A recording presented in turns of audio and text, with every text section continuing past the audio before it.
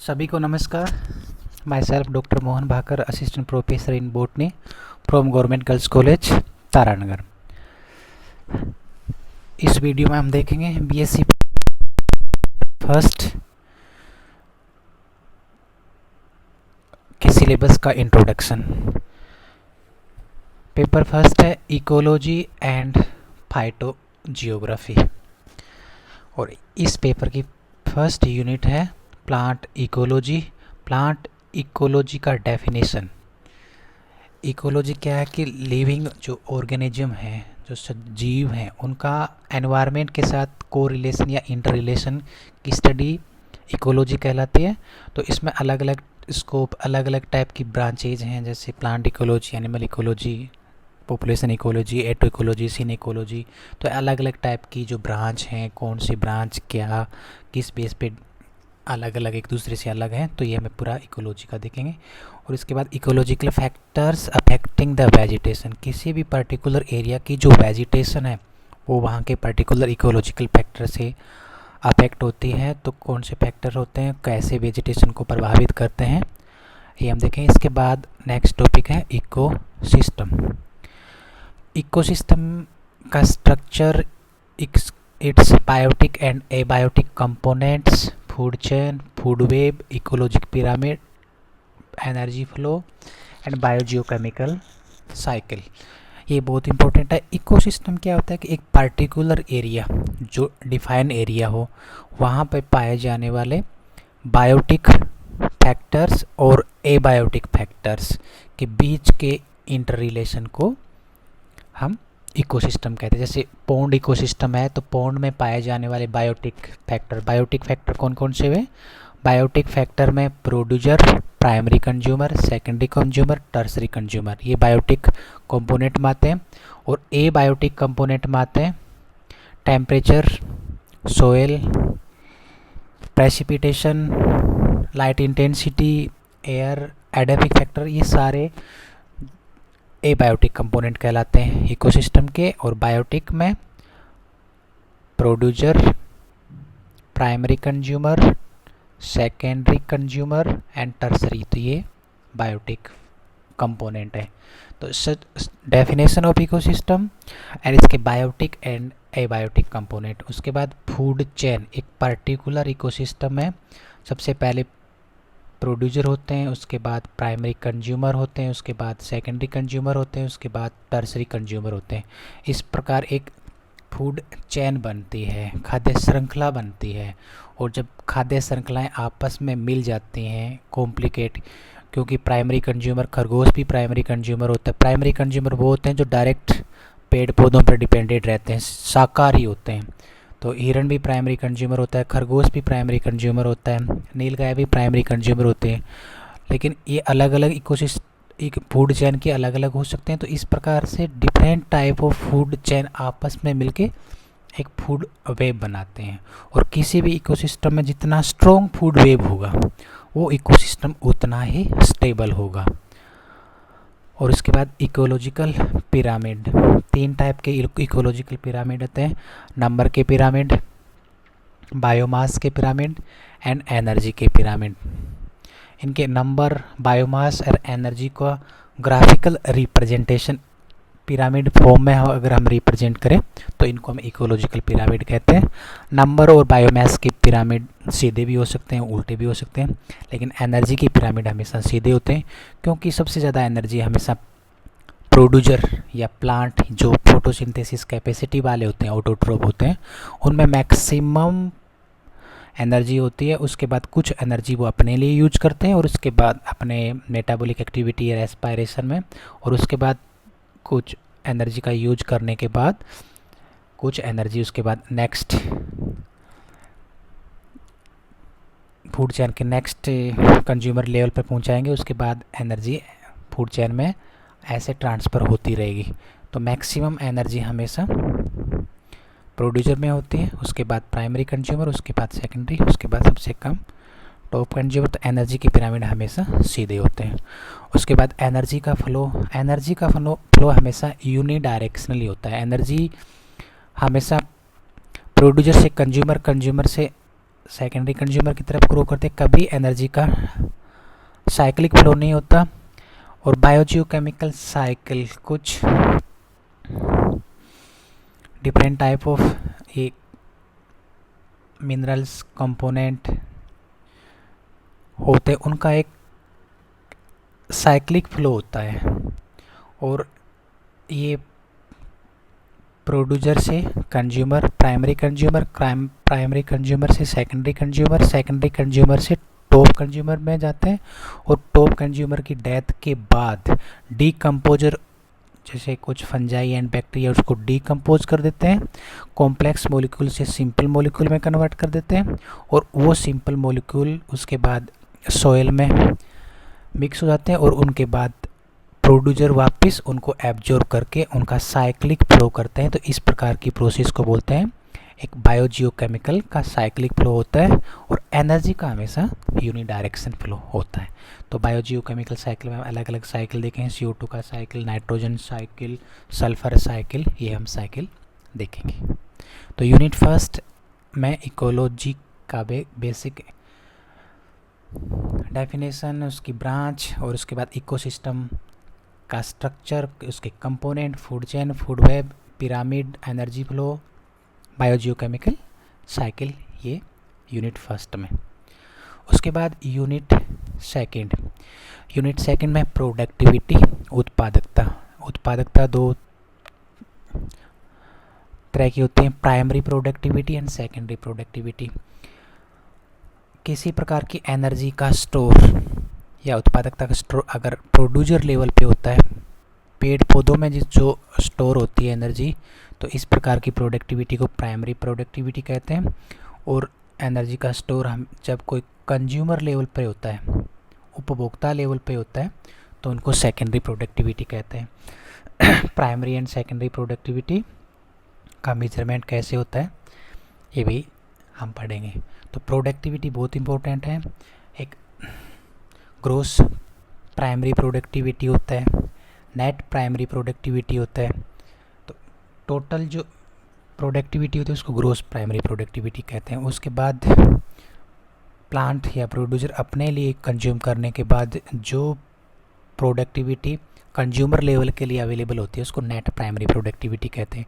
तो GPP, NPP, इनके बारे में हम प्रोडक्टिविटी वाले टॉपिक में पढ़ेंगे। इसके बाद नेक्स्ट टॉपिक है प्लांट सक्सेशन, पादप का अनुक्रमण। प्लांट सक्सेशन बहुत इंपॉर्टेंट टॉपिक है। इसके क्या रीजन है, क्या किन कारणों से सक्सेशन होता है, प्रोसेस क्या है, टाइप्स, हाइड्रोशियर, जीरोशियर, लिथोशियर, सेमोशियर। सक्सेशन एक ग्रेजुअल प्रोसेस है जहाँ पर एक पायोनियर स्टेज से क्लाइमेक्स कम्युनिटी तक पहुंचने में डिफरेंट टाइप ऑफ स्टेज बीच में आते हैं। अगर किसी जगह पर कोई वेजिटेशन नहीं है तो सबसे पहले जो वेजिटेशन आएगी उसको बोलते हैं पायोनियर या पुरोगामी पादप। उसके बाद अलग अलग स्टेजेज आएंगी, तो हर स्टेज को एक अलग सीरियल स्टेज कहेंगे। और उसके बाद लास्ट में एक स्टेबल कम्युनिटी आएगी जो मैक्सिमम अडेप्ट होगी वहाँ के पर्टिकुलर क्लाइमेटिक कंडीशन के। तो इस प्रकार जो क्लाइमेक्स कम्युनिटी होगी वो क्लाइमेटिक कंडीशन के मैक्सिमम अडेप्टेशन या मैक्सिमम उसको रेसिस्टेंट या अडेप्ट करने वाली कम्युनिटी होगी। तो पायनियर स्टेज से क्लाइमेक्स कम्युनिटी की पूरी प्रोसेस एक प्लांट सक्सेशन कहलाता है। और इसके अलग अलग स्टेज सीरियल स्टेजेस कहलाते हैं। और ये भी अलग अलग टाइप के होते हैं। प्राइमरी सक्सेशन वो सक्सेशन होता है जब पहले वहाँ जब किसी प्रकार की वेजिटेशन नहीं होती है, किसी प्रकार की सोइल फॉर्मेशन नहीं होता है, सोइल में किसी प्रकार के मिनरल्स नहीं होते हैं। जैसे चट्टान पे जो सक्सेशन स्टार्ट होता है सबसे पहले क्रस्टोज लाइकेन से स्टार्ट होता है, उसके फोलियोज, फ्रूटिकोज लाइकेन, उसके बाद हर्ब, सरब, उसके बाद ट्री आते हैं, उसके बाद अलग अलग स्टेज आते हैं। तो इस प्रकार का सक्सेशन जहाँ पहले किसी प्रकार का वेजिटेशन नहीं होता है, किसी प्रकार का सोइल नहीं होता है, किसी प्रकार के ह्यूमस या मिनरल्स नहीं होते हैं, तो इस प्रकार का सक्सेशन प्राइमरी सक्सेशन कहलाता है। इसको बहुत लंबा टाइम लगता है, बहुत लंबा प्रोसेस होता है। और सेकेंडरी सक्सेशन वो सक्सेशन होता है कि वहाँ पर पहले प्लांट थे, पहले वेजिटेशन थी, लेकिन किसी कारणवश वो वेजिटेशन वहाँ से डिस्ट्रॉय हो गई, चाहे वो आग फायर के कारण हो या कोई लैंडस्लाइडिंग के कारण हो या फिर बाढ़ के कारण हो या फिर एंथ्रोपोजेनिक ह्यूमन एक्टिविटी के कारण हो, पर किसी कारणवश वहाँ के पर्टिकुलर जो वनस्पति या जो वन है उनको नष्ट कर दिया गया, और उसके बाद वहाँ पर सबसे पहले हर्ब आते हैं, उसके बाद सर्ब आते हैं, उसके बाद ट्री आते हैं। तो इस प्रकार जो प्रोसेस होता है तो इस सक्सेशन कहलाता है, क्योंकि यहाँ पे सोइल के अंदर मिनरल्स प्रेजेंट है, ह्यूमस प्रेजेंट है। तो इस प्रकार का सक्सेशन प्राइमरी सक्सेशन की तुलना में फास्ट होता है। यहाँ पर क्लाइमेक्स कम्युनिटी जल्दी आती है, लेकिन क्लाइमेक्स कम्युनिटी सिर्फ क्लाइमेटिक कंडीशन पे डिपेंड करेगी। हाइड्रोस्फीयर क्या है? जल के अंदर जो होने वाला अनुक्रमण हाइड्रोस्फीयर कहलाता है। जीरी कंडीशन जीरोफिटिक या मरूदबिद कंडीशन में जो सक्सेशन या अनुक्रमण होता है इसको जीरोस्फीयर कहते हैं। लिथोस्फीयर चट्टानों पे होने वाला अनुक्रमण लिथोस्फीयर कहलाता है। सैमोस्फीयर दोमट या बालू मिट्टी के जो पर्टिकुलर एरिया है वहाँ पे जो सक्सेशन होता है उसको सैमोस्फीयर कहते हैं। तो सीयर वर्ड हमेशा सक्सेशन से संबंधित है। अलग अलग स्टेज सीरियल स्टेज कहलाते हैं। हाइड्रोस्फीयर, लिथोस्फीयर, जीरोस्फीयर, सैमोस्फीयर, ये सक्सेशन का। इसके अलावा अलग अलग क्लाइमेक्स कम्युनिटी की थ्योरी दिया गया, अलग अलग की क्लाइमेक्स कम्युनिटी को कौन से फैक्टर डिसाइड करते हैं। तो ये प्लांट सक्सेशन एक बहुत इम्पोर्टेंट टॉपिक है। इसके बाद कम्युनिटी समुदाय, प्लांट कम्युनिटी समुदाय को प्रभावित, उसकी स्ट्रक्चर, उसका डेवलपमेंट, उसको प्रभावित करने वाले कारक, उसकी डेंसिटी। समुदाय वो एरिया उसको बोलते हैं कि एक पर्टिकुलर एरिया में पाए जाने वाले अलग अलग जातियों के समूह को समुदाय कहते हैं। एक ही जाति के समूह को जनसंख्या पॉपुलेशन कहते हैं, और एक पर्टिकुलर एरिया में अलग अलग जातियों के अलग अलग स्पीसीज अगर वहाँ कम्युनिटी कहलाता है। तो उनकी डेंसिटी को कौन से फैक्टर डिसाइड करते हैं, कौन सी स्पीसीज की कितनी डेंसिटी है। प्लांट की डेंसिटी को हम मेजरमेंट करते हैं, क्वाड्रेट मेथड है। तो ऐसे हम प्लांट की डेंसिटी को मेजरमेंट करते हैं, कौन से फैक्टर डिसाइड करते हैं। और कम्युनिटी के अंदर एक दूसरे स्पीसीज़ का दूसरे पे इफेक्ट होता है। तो प्लांट कम्युनिटी भी एक इम्पोर्टेंट टॉपिक है। ये है यूनिट थर्ड। इसके बाद यूनिट सेकंड। इसके बाद यूनिट थर्ड में पोल्यूशन है। Air pollution, water pollution, noise pollution किन कारणों से होता है, इनके क्या इफेक्ट होते हैं, इसको हम कैसे कंट्रोल कर सकते हैं। एयर वाटर नॉइज पोल्यूशन के पूरे कॉज, इसके कंसिक्वेंस एंड उसके कंट्रोल। उसके बाद रिसोर्सेज, दो तरह के हैं, रिन्यूएबल एंड नॉन रिन्यूएबल। ऐसे रिसोर्सेज जिनको हम दोबारा रिन्यू कर सकते हैं, दोबारा हम उसको प्रोड्यूस कर सकते हैं, वो रिन्यूएबल होते हैं। जिनको हम दोबारा प्रोड्यूस नहीं कर सकते वो नॉन रिन्यूएबल आते हैं। जैसे पेट्रोलियम पदार्थ होते हैं या फिर खनिज तेल, खनिज, उसके बाद कोयला, इस टाइप के जो रिसोर्सेज हैं वो नॉन रिन्यूएबल आते हैं। सोलर एनर्जी और विंड एनर्जी ये रिन्यूएबल के अंदर आते हैं, जिनको हम दोबारा से रीजनरेट कर सकते हैं। Management problem end of depletion of natural vegetation के जो डेप्लीट हो रहे हैं, जो डिस्ट्रॉय हो रहे हैं, उसका मैनेजमेंट कैसे करें, उसको क्या अगर डिस्ट्रॉय हो जाएंगे तो क्या प्रॉब्लम होगी, ये हम इसमें देखेंगे। उसके बाद एंडेंजर्ड प्लांट, कुछ प्लांट की स्पीसीज जो एक उनकी संख्या एक निश्चित लेवल से कम हो रही है, वो क्रिटिकल या एक स्टेज पे आ गए, उसको बोलते हैं एंडेंजर प्लांट। और उसके लिए जो बुक है रेड डाटा बुक, कौन पब्लिश करता है, कौन कौन सी कैटेगरी हैं वो हम देखेंगे। और उसके बाद इनके स्टोर करने के लिए नेशनल पार्क, राष्ट्रीय उद्यान है। इंडिया के कौन कौन से राष्ट्रीय उद्यान हैं और राजस्थान के अंदर कौन कौन से राष्ट्रीय उद्यान है वो हम देखेंगे। उसके बाद सेंचुरी अभ्यारण्य, राजस्थान के अंदर कौन कौन से अभ्यारण्य हैं, कितने हैं, कौन से हैं, कौन सा किसके लिए फेमस है, इनको हम देखेंगे। उसके बाद यूनिट 4 है प्लांट अडेप्टेशन, बहुत इंपॉर्टेंट है। Adaptation, hydrophyte, xerophyte, halophyte. जो जल में पाए जाने वाले पादप को बोलते हैं जलोद्भिद। मरुस्थल में पाए जाने वाले मरुद्भिद, लवणोद्भिद जो लवणीय जल में पाए जाते हैं। तो इन प्लांट में इन पर्टिकुलर कंडीशन को सहन करने के लिए कुछ अडेप्टेशन होते हैं। तो हमें वो देखना है कि जलोद्भिद हाइड्रोफाइट में क्या क्या अडेप्टेशन वो भी मोर्फोलॉजिकल, बाहर से देखने में कैसे, और उसके बाद एनाटोमिकल, आंतरिक संरचना में किस प्रकार के अडेप्टेशन है, फिजियोलॉजिकल, उसकी कार्यकी में क्या चेंज हुआ है। तो हमें इन तीनों टाइप के अडेप्टेशन देखते हैं। जैसे हम जीरोफाइट की बात करें, जो जीरिक कंडीशन में होते हैं, जैसे अपने यहाँ राजस्थान डेजर्ट में जीरोफाइट हैं, उनमें टेम्परेचर अधिक होता है और वाटर की कमी होती है। तो इस कंडीशन को सहन करने की जिन प्लांट में कैपेसिटी होती है, जिन प्लांट में अडेप्टेशन होता है, वो तो सर्वाइव करते हैं, अदरवाइज सर्वाइव नहीं करते। तो इनमें क्या कैपेसिटी होती है, क्या अडेप्टेशन होते हैं। जैसे इनमें लीफ का साइज छोटा होता है, कुछ लीफ कांटों में मॉडिफाई हो जाते हैं, क्यूटिकल पाया जाता है, कुछ क्लोरेनकाइमा होता है, वैक्सी लेयर होती है, रूट शूट रेशियो ज़्यादा होता है, रूट की लंबाई ज़्यादा होती है, दूर दूर तक फैली होती है, जाइलम ज़्यादा डेवलप होता है। तो इस प्रकार के अडेप्टेशन होते हैं जो एक पर्टिकुलर एनवायरनमेंट में सर्वाइव करने के लिए नेसेसरी होते हैं। तो ये इनके मोर्फोलॉजिकल, एनाटॉमिकल, फिजियोलॉजिकल अडेप्टेशन हमें देखते हैं। हेलोफाइट होते हैं, लवणोद्भिद होते हैं।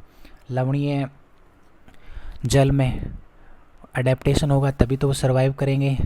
उनमें स्पेशल टाइप के न्यूमेटोफोर होते हैं, जो नेगेटिव जियोट्रोपिक जो रूट्स होते हैं जो ऊपर की तरफ ग्रो करते हैं, उनकी इस टाइप पे स्पेशल टाइप के पोर होते हैं। इनके अलावा इनमें विविपैरिटी होती है। सीड का जर्मिनेशन तभी स्टार्ट हो जाता है जब सीड प्लांट के ऊपर ही होते हैं, तो इस प्रोसेस को बोलते हैं विविपैरिटी। और सीड जब पानी में गिरते हैं तो वो सीडलिंग स्टेज पे गिरते हैं और उसके बाद पानी में आते ही उनकी रूट और शूट बनना स्टार्ट हो जाता है। तो ये है अडेप्टेशन। और उसके बाद इकोलॉजी ऑफ राजस्थान डेजर्ट में जो प्लांट हैं उनकी क्या इकोलॉजी, कौन कौन से प्लांट हैं वो हम देखेंगे। और उसके बाद यूनिट 5 है biodiversity, phytogeography, introduction. Phytogeography, distribution of plant according to different type of geographical area. कि अलग अलग पूरे वर्ल्ड के अंदर अलग अलग कॉन्टिनेंट हैं, तो अलग अलग कॉन्टिनेंट के अंदर पर्टिकुलर प्लांट का डिस्ट्रीब्यूशन कैसा है, प्लांट के डिस्ट्रीब्यूशन को जियोग्राफी के आधार पर अलग अलग देखना। फाइटोजियोग्राफी प्लांट की जो ब्रांच है उसके अंतर्गत हम देखते हैं। तो प्लांट का वितरण कंटिन्यूस भी हो सकता है, मतलब कुछ प्लांट लगभग सभी कॉन्टिनेंट में होते हैं, तो इस प्रकार के प्लांट का डिस्ट्रीब्यूशन कंटिन्यूस है। डिसकंटिन्यूस कुछ पर्टिकुलर जगह पे पाए जाते हैं, वो डिसकंटिन्यूस टाइप का डिस्ट्रीब्यूशन है। कुछ प्लांट एपिडेमिक होते हैं, एंडेमिक, कुछ प्लांट एंडेमिक होते हैं। एंडेमिक प्लांट उनको बोलते हैं कि जो पर्टिकुलर एरिया में ही पाए जाते हैं, और इस प्रकार के प्लांट की पहचान और पर्टिकुलर एरिया तक ही सीमित होती है। तो इस प्रकार के डिस्ट्रीब्यूशन को एंडेमिक डिस्ट्रीब्यूशन बोलते हैं। इसके लिए अलग अलग थ्योरी भी हैं, दो थ्योरी हैं कि एंडेमिक प्लांट कैसे हैं। तो ये डिस्ट्रीब्यूशन हुआ प्लांट का। उसके बाद फाइटोजियोग्राफी ऑफ इंडिया की phytogeography, vegetation region of India के कितने वेजिटेशन रीजन हैं। और उसके बाद प्लांट इंडिकेटर, कुछ प्लांट इंडिकेटर होते हैं जो पर्टिकुलर कंडीशन के प्रति उनका इंडिकेट होता है। जैसे कुछ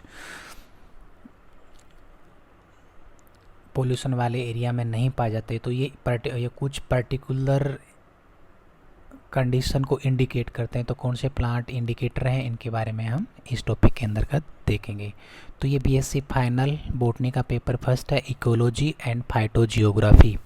इकोलॉजी में हम इकोलॉजी की basic definition, different type of branch, ecological factor affecting the vegetation, और उसके बाद इकोसिस्टम, और इकोसिस्टम का structure, biotic component, ecology, food chain, food web, ecological pyramid, energy flow, biogeochemical cycle, और उसके बाद productivity, plant succession, plant community unit 3 में, और उसके बाद यूनिट 4 में plant different type of pollution, air, noise, water pollution, उसके बाद resources, renewable and non renewable, और उसके बाद endangered plant, red data book, national park and sanctuaries, unit 4 में plant adaptation, hydrophyte, xerophyte, halophyte, और ecology of Rajasthan desert, unit 5 phytogeography, distribution of plant, continuous, discontinuous and endemic, phytogeography of India, vegetation region of India and plant indicator. ये पूरा complete syllabus है आपके paper first का, ecology and phytogeography. Thank you.